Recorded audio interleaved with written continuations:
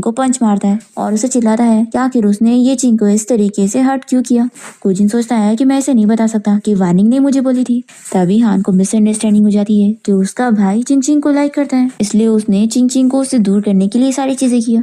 गुजिन सोचता है कि इसे वानिंग के बारे में पता नहीं लगना चाहिए, तो मैं इसे मिसअंडरस्टूड होने देता हूँ। और वो हान से कह देता है कि हाँ भाई, मैं ये चिंग चिंग को लाइक करता हूँ, इसलिए मैं चाहता था कि तुम उसे छोड़ दो, इसलिए मैंने ये सब किया। तो हान चिल्लाता है कि किसी लड़की को पाने का ये तरीका बिल्कुल सही नहीं है। अगर तुमने दोबारा उसे हर्ट करने की कोशिश की तो मैं तुम्हें छोड़ूंगा नहीं। ये बोलकर हान यहाँ से चला जाता है और फिर वो चिंग चिंग को कॉल करके 10 मिनट में उसे अपने लिए लंच लाने के लिए बोलता है। तो वो जल्दी से उसके लिए लंच लेकर 10 मिनट में ऑफिस पहुंच जाती है और कहती है कि बॉस देखो, मैं बिल्कुल टाइम पर आई हूँ। तभी ये इसे घूरे जा रहा होता है। तो कहती है कि बॉस, क्या मेरे फेस पे कुछ लगा है? हान इसे अपने क्लोज करता है और कहता है कि आखिर तुम्हें ऐसा क्या है जो गुजिन तुम्हें इतना लाइक करता है। ये पूछती है कि आखिर ये गुजिन कौन है, मैं नहीं जानती हूँ, क्या कोई रिच मैन है क्या? तो फिर तुम मुझे बता सकते हो। तो ये कहता है कि बिल्कुल भी नहीं, तुम्हें सिर्फ मुझे याद रखने की जरूरत है और तुम्हारे पास सिर्फ मैं ही एक रिच मैन काफी होऊंगा। ऐसा बोलकर ये उसे किस कर लेता है। वार्निंग शॉक हो जाती है और जल्दी से बाहर आकर सोचती है कि वो पागल हो गया या फिर मैं पागल हो गई हूँ। फिर ये उसे मैसेज कर देता है कि अभी जो हमारे बीच हुआ इस बारे में तुम किसी और को मत बताना, नहीं तो मैं तुम्हारी सैलरी कट कर दूंगा। तो चिंग चिंग सोचती है कि हाँ, उसने बस मुझे वार्निंग समझ के किस कर लिया। हान को समझ नहीं आ रहा होता है कि आखिर उसने उसे किस क्यों किया। फिर वो इंटरनेट पे सर्च करता है और सोचने लगता है कि क्या मैं सच में उसे लाइक करने लग गया हूँ, इसलिए मैंने उसे किस किया। नेक्स्ट सीन में हम देखते हैं कि हानिंग वान के ब्रदर और सिस्टर और उसके फ्रेंड सभी को ही डिनर पे इन्वाइट कर रही होती है।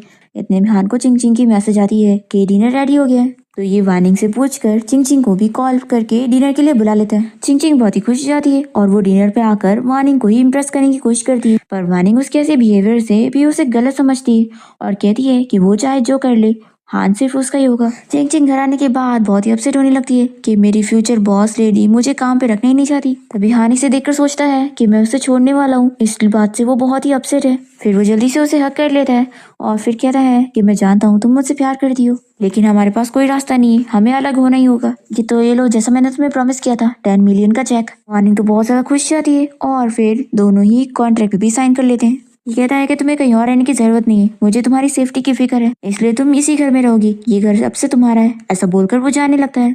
वार्निंग तो इतनी ज्यादा खुश हो जाती है कि मैं बहुत ही अमीर हो गई हूँ और इसके ऐसे बिहेवियर से वो सोचता है कि बेचारी बहुत ही हार्ट ब्रोकन हो गई है। फिर हम देखते हैं कि हान से दूर होने के बाद चिंग चिंग तो उससे पैसे लेकर अमीर वाली लाइफ जी रही होती है और बहुत ही खुश होती है और फिर वो यहाँ वार्निंग से बार बार मिलकर उसे मनाने की कोशिश कर रही होती है ताकि वो उसे हान से दूर करने के लिए पैसे दे या फिर उसे अपने पास काम पे रख ले। और चिंग चिंग यहाँ पर हान को दूर करके वार्निंग से बात करने की कोशिश कर रही होती है। हान को लगने लगता है कि वो बार बार उसके लिए आ रही है। चिंग चिंग वार्निंग की बर्थडे पार्टी में भी पहुंच जाती है और हान को लगता है कि फिर से वो उसके लिए आई है। चिंग चिंग सोच रही होती है कि